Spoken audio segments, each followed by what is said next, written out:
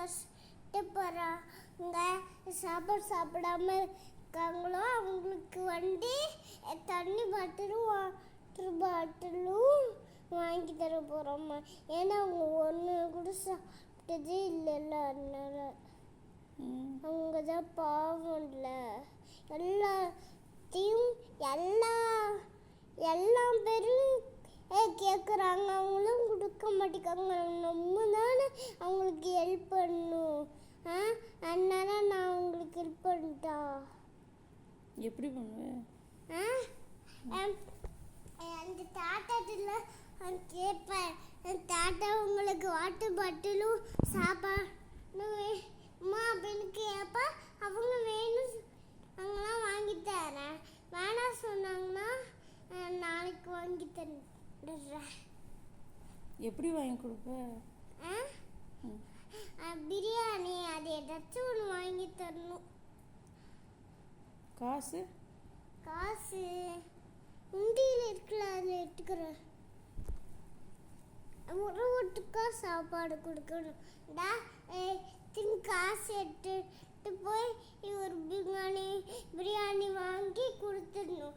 திரும்பி வீட்டுக்கு ஒரு காசு எடுத்துட்டு திரும்பியும் கடைக்கு போய் ஒரு தக்காளி வாங்கிட்டு திரும்பியும் போய் கஷ்டப்பட கொண்டு கொடுக்கணும்.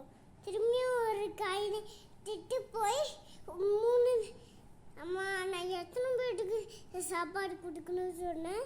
எத்தனை பேருக்கு சாப்பாடு கொடுக்கணும் சொன்னேன்? எத்தனை பேருக்கு சாப்பாடு சொன்னேன்? 3 பேருக்கு. அப்போ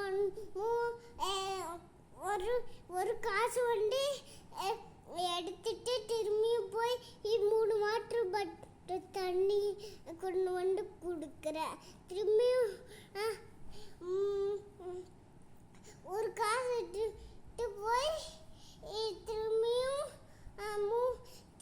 ஒரு காசு எடுத்து போய் 3 சாப்பாடு வாங்கி திரும்பியும் 3 பேத்துக்கு கொடுத்துட்டு திரும்பியும் வீட்டுக்கு ஒரு காசு எடுத்துட்டு திரும்பியும் போய் அவங்களுக்கு சாப்பாடு கொடுக்குங்க சொன்னால அவங்களுக்கு சாப்பிட்றத கொடுத்துட்டு திரும்பியும் வீட்டுக்கு போய் காசு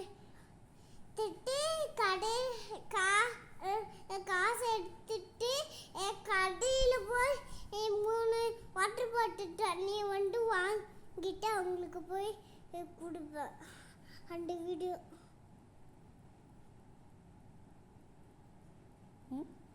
அப்படி நான் எல்லாத்துக்கும் ஹெல்ப் பண்ணிட்டா. நீங்கள் என்ன பண்ணிட்டு இருக்கீங்கம்மா? என்னை ஃபோட்டோ எடுத்துட்டு